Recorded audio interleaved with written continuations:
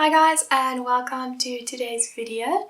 My name is Hanneli and I make art related content. Today we are waiting for our parents to walk by so that the background noise in this video is not bad. Today we are going to be painting 4 different ways in which water can tumble down rocks, aka waterfalls. If you still struggle with mixing colors and you want to get better at that, make sure to check out my color mixing video. I'm just going to link it up here.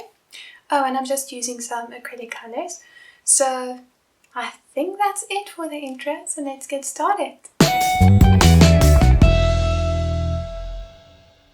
Right, so as you can see, I'm just starting by adding the general outlines of the picture onto my little piece of canvas, and I did use a reference image for all of these waterfall images, mainly because they are waterfall studies and I want to get a sense of how to paint a waterfall.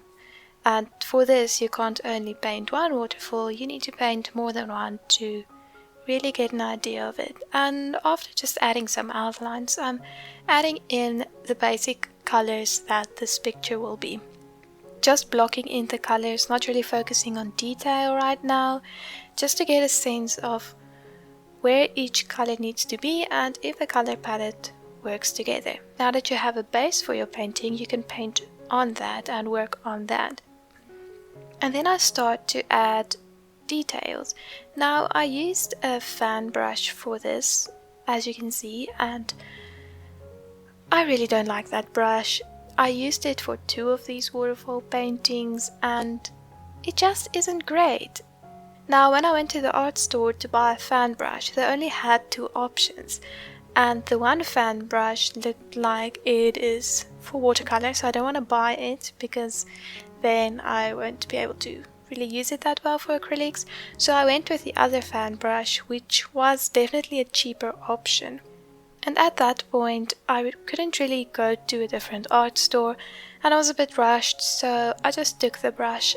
The problem with that brush is that it's really unpredictable, so it was quite difficult to work with that brush and to get it to work with the picture because it just kind of had a mind of its own and it just went everywhere. And on top of that, it is a little bit too big for the size of picture that I wanted to paint. Now for these waterfalls I used a combination of 7 different colors. I expanded my color palette to 7. I used a titanium white and a cadmium yellow pale hue. It's almost the same as using a lemon yellow, and it might actually be the same, it might depend on your paint brand. Then I also used a cadmium yellow deep hue, that's a little bit more orangey. Then I had a cadmium red hue and a process magenta. And for the blues I had a process cyan and an ultramarine. The main difference between all of these primary colors is their warmth, and that allows you to mix a wide range of colors. I know there are already some really great videos on color theory and color mixing out there, but if you guys are interested, I could make a video on different color warmths and how to choose the colors that you're going to use in a painting. But I kept my options open and just used all of them. Another thing that was really annoying during this whole painting process is that for some reason my acrylics didn't dry as quickly as I was used to, so a lot of times I was just moving paint around on the canvas board. And I do think the canvas board is to blame for this. The board I used is not actually canvas, it's kind of like a cardboard coated with something situation. Another really important thing that I want to highlight about waterfalls are that when the water falls down, that bit where it meets the water it falls onto, you have quite a turbulent white going on there, but that foam that's created always lies horizontally on the water. So if you paint that foam, you want to make sure that you're painting in horizontal strokes and not trying to create a cloud or something on your canvas. Now, as you might have previously noticed, I don't really use black paint at all. I don't like it.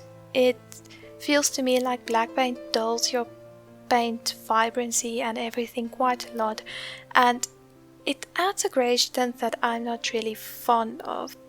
Getting a hue that's really close to black is actually quite easy without using a black paint. You just take your darkest blue, your darkest red, and a little bit of yellow, and then you have a dark purple brown that's really close to black, and you can get quite far with it without having to use black. And of course, in nature you don't really find pure black at all, so you can get away with not using black in your paintings, and it adds a little bit of vibrancy to the work that you create. And it also saves you a lot of money because you don't have to go out to buy another tube of paint. I have seen in art shops that black paint can sometimes be more expensive. For the next painting, I tried something that I've seen other artists do, and that is to cover your whole canvas in the base color of your painting. So I just chose a light blue for that, and the reasoning behind this is that if you paint on white, you see all of your colors contrasted to a really bright white. That's your lightest color that will ever be in your painting, and it can distort your perception of color a little bit. I really haven't seen that big of an influence between just painting on white or painting on a different color surface, but there is reasoning behind it. So for this painting I used a color that is part of my color palette, and then after that I started adding the outlines again. As you can see, there is a process to my painting, and I usually follow kind of the same process. A lot of times when I do studies, I don't really draw out what I'm going to be painting in detail. It's more of a quicker technique. But when I do commissions or other work that require a lot of precision and accuracy, I do like to take the time to draw out what I'm going to paint to make sure that the proportions are right and that everything is exactly where I want it in the composition. But for the purpose now of just doing waterfall studies, it's not really necessary. And as you can see, I'm just laying down the basic color shapes in my painting first, making sure that they work kind of together and that everything is there that's needed for me to build on that. And another thing that I feel is really important in acrylic painting is that you're going to paint the thing that is the furthest away from you first. So you would start with the background, and you can see I do this because I start adding details to the bushes that are at the top of the page first. The reasoning behind this is, let's say for example you're painting a portrait and you painted this beautiful face with all of the details in it, but now suddenly you have to paint all of the leafy greens in the background. So now suddenly you run the risk of getting some paint that should actually be in the background be in front of the face that you just painted and mess up the whole composition, and then you would have to go back in and fix it on the face, whereas instead you could have just done the background first and then painted the face, and then you wouldn't have had to fix anything. As I previously mentioned, with the foam of the waterfall hitting the water always being horizontal, that's another thing that you want to keep in mind when you are painting water anywhere pretty much, is the best way to paint water will always be with horizontal strokes, because water will always level. So painting them with brush strokes that are vertical and going up and down does not make sense for a surface that's always flat and, if it's not moving, always smooth. If it's moving, you'll still be using kind of horizontal strokes, but just with a little bit of a curve to them to show that almost ripple effect of waves, but the water itself is still flat. The nice thing, however, that I did find with the whole my paint doesn't dry as quickly as I wanted to thing was that I could manipulate the water a little bit better and blend the water a bit better. So you can see I used the fan brush to kind of just to add the highlights and reflections of the waterfall itself in the water, and that worked really well. For the next two paintings of waterfalls, I actually used some leftover paint that I had from the previous day to quickly just paint the whole background one color And for these two, I tried to have the background in a color that was not really part of my color palette. I didn't really have colors left over that would be completely complementary to the color palette that I was planning to use, but the colors I used worked fairly well. Now, another thing I discovered while making this painting was if you get a background color that you really don't like, guys, you can't understand how much I did not like this background color. It motivates you quite a lot to cover that up with paint so properly that it does not shine through. So it's a good motivator if you sometimes forget to completely cover areas of your canvas, because you won't have white shining through, and you also won't have that dull pink, weird brown situation showing through. But I also found that it influenced my color palette quite a lot. I was leaning towards that salmon. I don't know how to describe that color, guys. I was leaning towards that color and I really didn't like it. So I had to make a conscious effort to lighten up my color palette a bit. So as you can see, in the start I started out using a lot of purples and kind of just going with the whole pink purple color palette, and then only later did I change that because I really didn't like all of those purples in my waterfall paintings. Another thing that is really important when just painting in general is that at the end, when you show this picture to anybody, they will not know what your reference or references looked like. So you can change it up as much as you want to. I did change a few things about the composition of this specific waterfall study, and that's something that really frees you when you know that when someone sees your painting, they won't be comparing it to the picture, except if you show them the picture you worked from. So they'll just be looking at it and seeing it for what it is. With this picture, I actually really struggled with the small waterfalls above that fall onto the bigger ones, because I felt like I just didn't get it right, and I just really struggled to get that feel right. And I think this took quite a lot of time in the painting, time that I felt I wasted a little, because these are just waterfall studies. They're not supposed to be perfect. And this also just taught me a lot about how to paint water that is taken at a slower shutter speed. I must say it was quite a challenge. It's something that you would better do with oils because they don't dry as quickly. You can manipulate oil paint a little bit more to get a more of a blurry, flowy effect than you can do acrylics. But in the end, if you just practice your technique and you see what works and you see what don't, you'll land on something that works for you and something that you can duplicate in another painting. And that is also what the point of doing studies are. It's to experience how to paint something so that you can take that technique and apply it somewhere else, and you don't have to waste the time to figure it out when you're doing a larger painting, for example. And you can see with this painting that I actually used a looser brush stroke while painting the water. I wasn't using only horizontal strokes, I was just adding a little bit of a curve to that stroke to create the whole ripple effect. And in this painting the rocks were a little bit challenging to me because there was quite a stark contrast between the water on the rocks reflecting a really bright light and then the darker part of the rocks having the shadows.